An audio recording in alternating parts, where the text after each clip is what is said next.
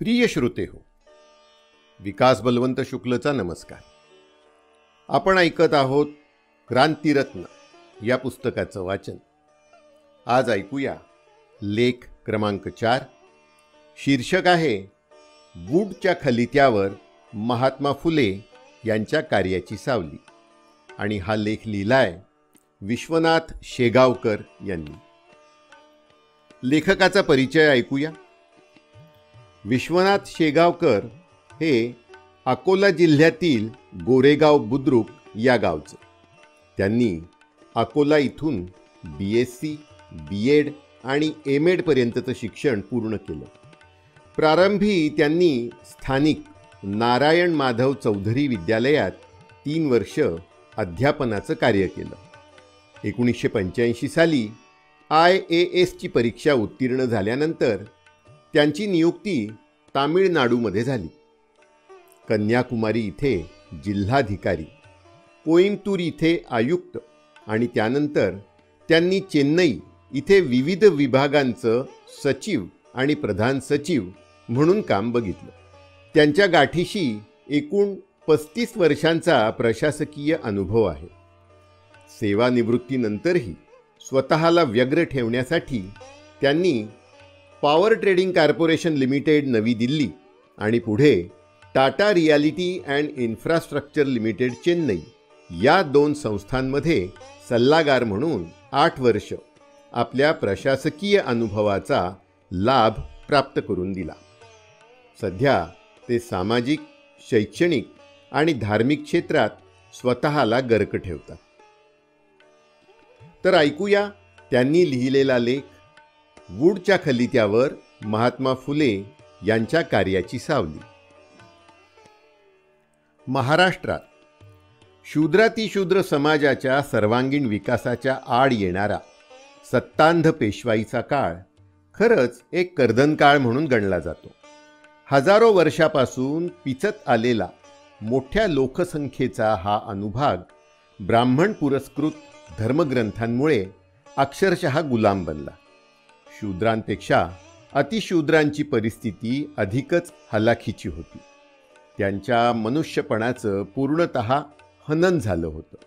जातीभेद, वर्णव्यवस्था, अस्पृश्यता अशा अमानवी, अकल्पित रूढी आणि परंपरा यामुळे अतिशूद्र समाज अक्षरशः भरडला गेला. एखाद्या चालत्या बोलत्या मृत शरीरासमान त्याची स्थिती बनली होती. अतिशूद्राबरोबरच शूद्र समाज, ज्याला आपण बहुजन समाज या संज्ञेने ओळखतो, त्यांचीही शैक्षणिक आणि धार्मिक क्षेत्रातली स्थिती एखाद्या अनवाण्याप्रमाणेच होती. त्या काळी केवळ ब्राह्मणांनाच शिक्षण घेण्याची मुभा होती. संपूर्ण बहुजन समाज आणि गावकुसाबाहेर वस्तीला असणारा अतिशूद्र समाज हा वंचितच होता. शिक्षणाची झुळूकसुद्धा त्या समाज गटाला आणि स्त्रीवर्गाला स्पर्श करण्यास नकार देत होती. असंच एकंदरीत चित्र त्या काळी उभारलं गेलं होतं. या पार्श्वपटलावर 1818 साली पेशवाईचा अस्त झाला आणि भारतात ब्रिटिश सत्ता मोठ्या जोमाने स्थिर झाली. पेशवाई नष्ट होताच एका दशकाच्या आत 1827 साली महात्मा फुले यांचा जन्म होणं ही शूद्रातिशूद्र समाजाच्या दृष्टीने एक निर्णायक घटना घडली असं आज म्हणता येईल. ब्रिटिश मध्यवर्ती सरकारने सर्वप्रथम देशातील शिक्षणाच्या सार्वत्रिकीकरणाकडे आपलं लक्ष एकवटलं. तत्कालीन गव्हर्नर जनरल लॉर्ड बेंटिंगने थॉमस B. मेकॉले यांच्या अध्यक्षतेखाली एक शिक्षण समिती स्थापन केली. ब्रिटिश भारताच्या शिक्षण प्रणालीमध्ये स्थानिक भाषेबरोबरच इंग्रजी भाषेचाही मोठ्या प्रमाणात उपयोग झाल्याशिवाय भारतीय शिक्षण क्षेत्रात क्रांती घडणं शक्य नाही, अशी प्रमुख शिफारस मेकॉले समितीने मध्यवर्ती शासनाला केली. मेकॉलेचा हा अहवाल 2 फेब्रुवारी 1835 साली प्रसिद्ध झाला. या अहवालाला मेकॉले ठराव या नावाने ओळखलं जातं. लॉर्ड बेंटिंगने मेकॉले समितीने केलेल्या शिफारसींना मान्यता देऊन भारतीय शिक्षण पद्धतीत इंग्रजी भाषेचा प्रवेश निश्चित केला. ही भारतीय शिक्षण प्रणालीतील पहिली क्रांती होती. याच अहवालात मेकॉलेने मोठ्या दिमाखाने असं उद्धृत केलं होतं की एखाद्या युरोपियन देशातल्या वाचनालयाच्या एका कपाटात जेवढी साहित्य संपदा साठवलेली आहे त्याची बरोबरी भारत आणि अरब देशातील संपूर्ण साहित्य साठा गुणवत्तेच्या दृष्टीने करू शकणार नाही. पुढे त्याने असंही कथन केलं की त्याचं हे प्रस्तुत मत कोणीही खोडून टाकू शकणार नाही. 1835 पासून मेकॉलेच्या शिफारसी अंमलात आल्या.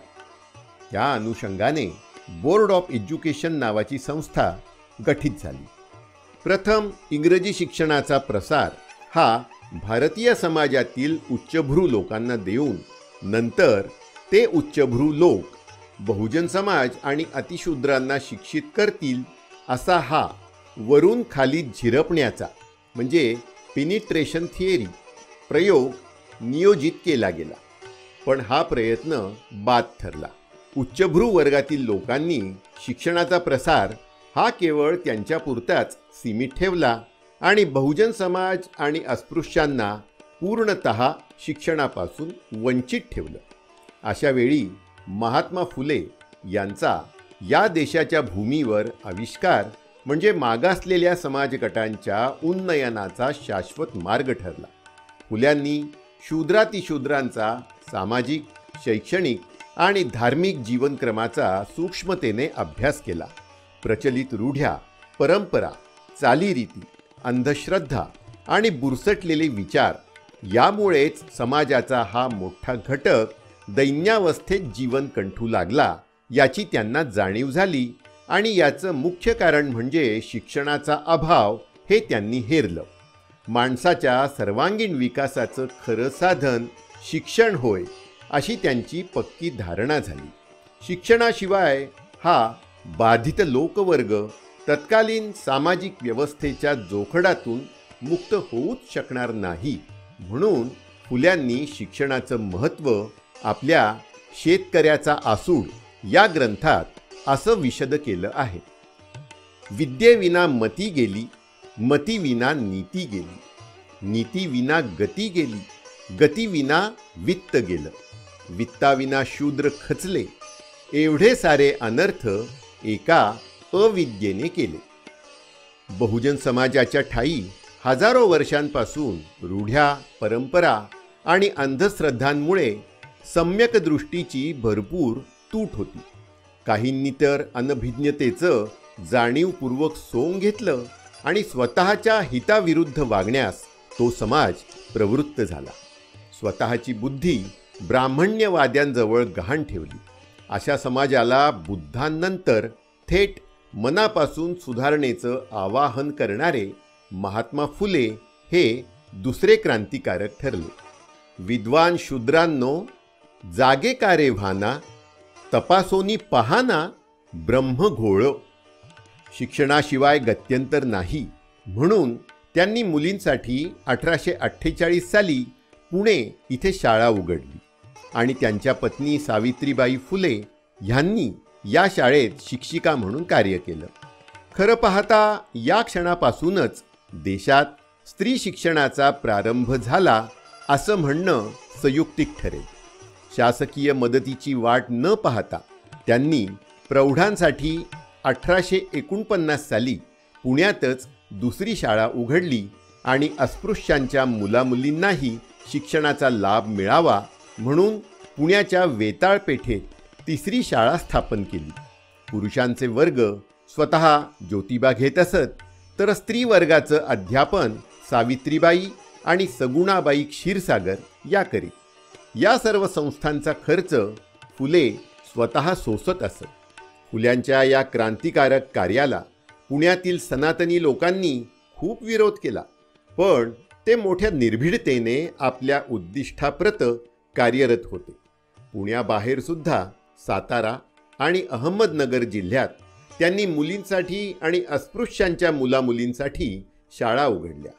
तसंच प्रौढ व्यक्तींच्या ठायी वाचनाची गोडी लागावी म्हणून त्यांनी गावोगावी वाचनालयं निर्माण केली. ह्या कार्यात फुल्यांना पुण्याच्या काही दानशूर मंडळींनी मदत केल्याची नोंद सापडते. शिक्षित महिलांना अध्यापकीय प्रशिक्षण देण्यासाठी त्यांनी नॉर्मल स्कूलची सुद्धा स्थापना केली. एकंदरीत फुल्यांचं कार्य मोठं कौतुकास्पद ठरतं. महात्मा फुले हे एक द्रष्टा पुरुष होते. त्यांना समता, स्वातंत्र्य, बंधुता आणि न्याय या सूत्रांची चाड होती. पहिलीपासून इंग्रजी भाषा शिक्षण कार्यात वापरली जावी अशी त्यांनी ब्रिटिश सरकारपुढे मागणी केली. इंग्रजी भाषा ही जागतिक भाषा होणार याची जणू काही त्यांना 150 वर्षांपूर्वीच कुणकुण लागली होती. तसंच शिक्षण हे सक्तीचं आणि मोफत व्हावं आणि शिक्षणाचा दर्जा उच्च प्रकारचा ठेवून शिक्षण प्रणालीत शिक्षण विज्ञाननिष्ठ असावं आणि अंधश्रद्धेला कुठेही थारा नसावा अशा प्रकारे त्यांनी सरकारकडे निवेदन दिलं होतं. थॉमस मेकॉलेच्या अहवालानुसार शिक्षणाचं सार्वत्रिकरण होण्याची अपेक्षा होती, पण ती फोल ठरली. केवळ उच्चभ्रू लोकांनी इंग्रजी भाषेचा अभ्यास करून फक्त स्वतःचं उन्नयन तेवढं करून घेतलं. ब्राह्मणांनी निम्न घटकातील लोकांच्या शिक्षणाकडे जाणून बुजून दुर्लक्ष केलं. मेकॉलेचा झिरपणारा सिद्धांत या देशातील जातीभेद, वर्णव्यवस्था आणि अस्पृश्यतेमुळे निव्वळ कागदावरच राहिला. ही गोष्ट लक्षात येताच लॉर्ड डलहौसी हे गव्हर्नर जनरल यांनी 1854 साली तत्कालीन केंद्रीय बोर्ड ऑफ कंट्रोलचे अध्यक्ष सर चार्ल्स वूड यांच्या अध्यक्षतेखाली एक नवीन शिक्षण समिती स्थापन केली आणि नवीन शिफारसी करण्याबाबतचे आदेश प्रस्तुत केले.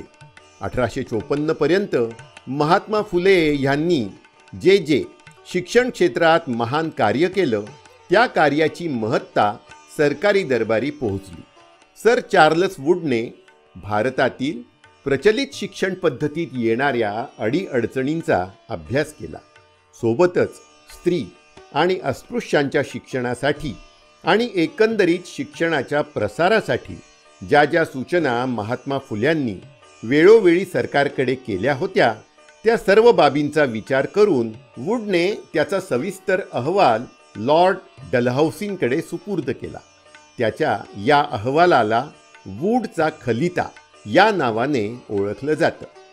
त्या खलित्यातील शिफारसींकडे पाहिलं तर असं स्पष्ट दिसतं की महात्मा फुल्यांच्या शैक्षणिक कार्याची गडद सावली या खलित्यावर पडलेली आहे. आता ती कशी काय हे आपण बघूया. 1. प्राथमिक शिक्षण मातृभाषेतून व्हावं. 2. माध्यमिक शिक्षण मातृभाषा आणि इंग्रजी भाषेतून व्हावं. 3. उच्च शिक्षण इंग्रजी भाषेतून व्हावं. 4. स्त्री शिक्षण अनिवार्य आहे. 5. देशभरात मुलामुलींना कुठल्याही शिक्षण संस्थेत प्रवेश देताना त्यांच्या जातीवरून प्रवेश नाकारू नये. 6. प्रत्येक जिल्ह्यात एक तरी सरकारी शाळा असावी. 7. प्रत्येक राज्यात शिक्षण विभागाची स्थापना करावी. 8. संलग्न खाजगी शाळांना शासकीय अनुदान द्यावं. 9. इंग्रजी शाळांचा हळूहळू विस्तार व्हावा. आणि 10. लंडनच्या धर्तीवर भारतात मद्रास, कलकत्ता आणि मुंबई इथे विद्यापीठं स्थापन करावी, म्हणजे शिक्षणाचा प्रसार झपाट्याने होईल.